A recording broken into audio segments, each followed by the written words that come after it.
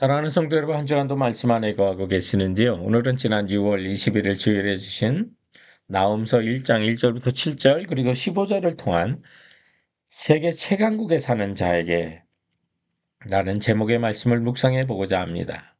나홈서는 3장까지 있는 짧은 예언서고요. 또 1절은 니느웨에 대한 경고, 곧 엘고스 사람 나홈의 묵시의 글이라고 그래서 오늘 이 본문이 니느웨에 대한 경고라고 이제 시작을 하고 있습니다. 니느웨는 아수르의 수도였고요. 아수르는 당시 메소포타미아와 이집트 고대 근동 세계를 통일한 역사상 최초의 제국이란 이름을 듣는 나라가 되겠습니다. 그런데 이 나라의 멸망을 예고하는 이런 메시지를 통해서 오늘 세계 최강국이라고 하는 미국에 또한 살고 있는 우리에게 주시는 하나님의 교훈을 살펴보고자 하는 것입니다. 세계 최강국 미국에 사는 우리에게 주시는 첫 번째 교훈은 하나님의 공의의 심판이 있다는 것입니다. 어떤 강력한 나라와 또한 어떤 또 힘 있는 개인이라 할지라도 그들의 잘못 또 허물에 대해서는 하나님의 공의의 심판을 피할 수 없다는 것을 보여주는 그런 예언서가 되겠습니다. 니느웨를 두고 예언한 선지서가 두 권 있죠. 요나서와 바로 오늘 본문의 나홈서입니다. 요나서는 기원전 760년경에 북왕국 이스라엘 여로보암 2세 통치기에 쓰여졌었고요. 그리고 나홈서는 그로부터 100년이 지난 기원전 663년에서 612년 사이, 그래서 아수르가 이제 니느웨가 멸망 직전에 쓰여졌던 것으로 이렇게 보여집니다. 100년의 간격이 있고요.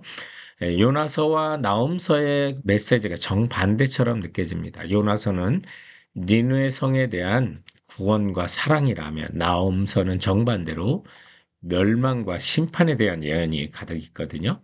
그래서 그 내용이 전혀 다른 것처럼 보여지지만 그러나 하나님은 사랑의 하나님이신 동시에 공의의 하나님이심을 보여줍니다. 그래서 100년 전에 회개하고 임금부터 모든 백성이 죄를 뒤집어쓰고 상복을 입고 회개했던 니느웨가 다시 100년이 지나니까 타락해서 이제 망하게 되었던 것을 보이게 되고요. 망하게 되는 그 이유가 2절에 있는데 여호와는 질투하시며 보복하시는 하나님이시라.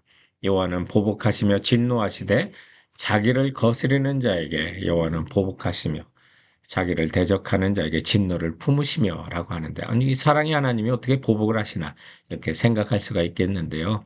여러분, 하나님은요, 사랑이신과 동시에 공의로우신 하나님이고요. 그리고 전능하실 뿐만 아니라 모든 것을 아시는 전지하신 하나님이십니다. 그러므로 사람의 보복이나 또 사람의 질투처럼 정말 편견을 갖고 하는 보복이나 질투가 결코 아니고 공의로운 질투이시며 공의로운 보복이시라는 사실을 알게 되죠. 그렇다면 니느웨가 언제 이렇게 하나님을 대적하고 진노하게 했을까요? 성경에 그 일부를 찾을 수가 있는데 열왕기하 19장 4절에 보면 랍사게가 그의 주 아스루 왕의 보냄을 받고 와서 살아계신 하나님을 비방하니라고 그래서 하나님을 대적하는 엄청난 협박의 편지를 유다와 히스기에게 보내는 것을 보게 됩니다. 그래서 공의 하나님이 심판을 예고하시는 것이죠. 너가 그렇게 강하냐? 메뚜기 같이 될 것이라고 하면서 오늘 본문 3절부터 6절에 보면 여호와의 길은 해오리 바람과 광풍이 있고 구름은 그의 발에 티끌이로다. 그는 바다를 꾸짖어 그것을 말리시며 모든 강을 말리시나니 바산과 갈멜이 쇠하며 레바논의 꽃이 시드는도다. 그로 말미암아 산들이 진동하며 작은 산들이 높고 그 앞에서는 땅 곧 세계와 그 가운데 있는 모든 것들이 솟아오르는도다. 누가 능히 그의 분노 앞에 서며 누가 능히 그의 진노를 감당하랴. 그의 진노가 불처럼 쏟아지니 그로 말미암아 바위들이 깨지는도다. 하나님께서 바다를 말리시고 강을 말리시는 것처럼 그들을 말리시겠다고 이제 경고를 주고 있는 것입니다. 14절의 말씀에 보면 이런 니느웨의 죄로 말미암아 하나님께서는 나 여호와가 내게 대하여 명령하였나니 내 이름이 다시는 전파되지 않을 것이라.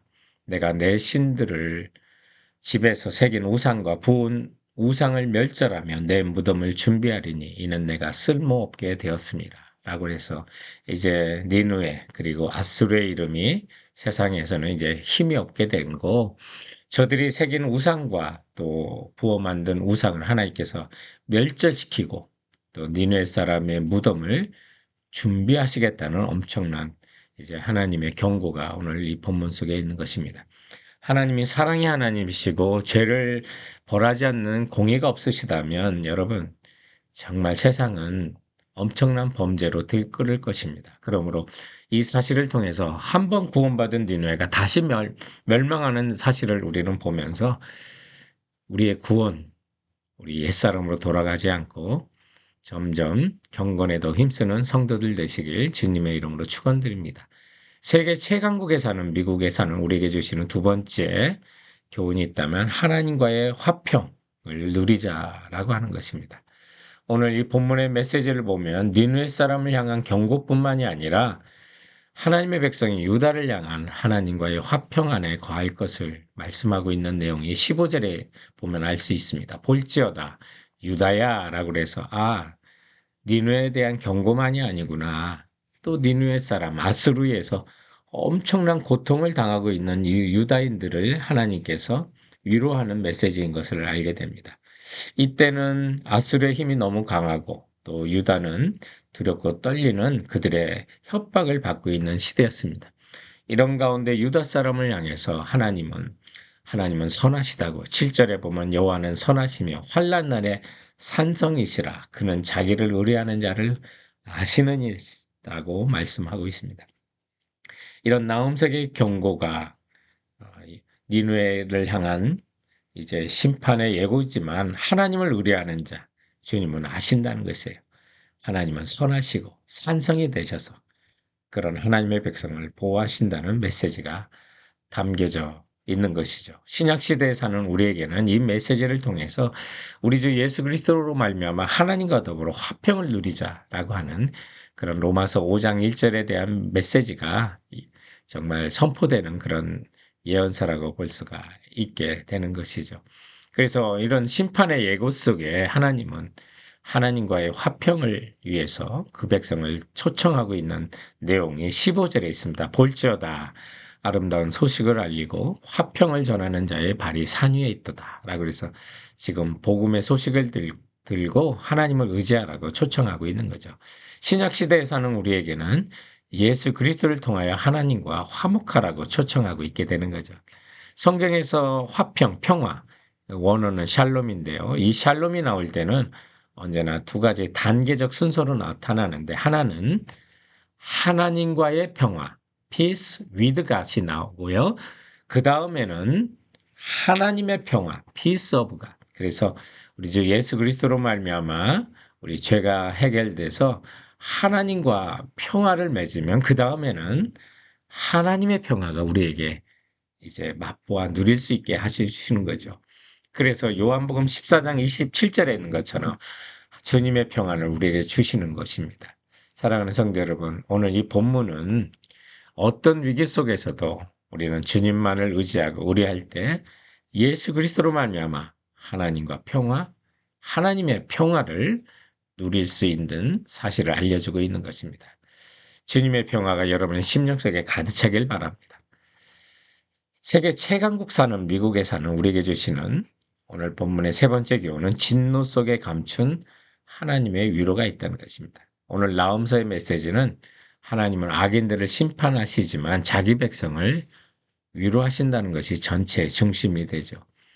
나음서 3장에 가보면 7절에 그때 너를 보는 자가 다 내게서 도망하며 이르기를 니느웨가 황폐하였도다. 누가 그것을 위하여 애곡하며 내가 어디서 너를 위로할 자를 구하리오라고 그래서 그 당시 상황이 위로자가 하나도 보이지 않는 그런 상황이지만 사실 1절 말씀에 보면 니느웨에 대한 경고 곧 엘고스 사람 나움의 묵시의 글이라고 그랬는데 이 나움이라고 하는 이름의 뜻이 바로 위로자라는 거예요. 그래서 주님은 하나님은 오늘 이 말씀을 통해서 나움을 보내서 그 백성의 위로자를 보내서 하나님을 의뢰하는 자, 하나님께서 진정으로 위로할 거라는 그런 메시지를 주는 거죠.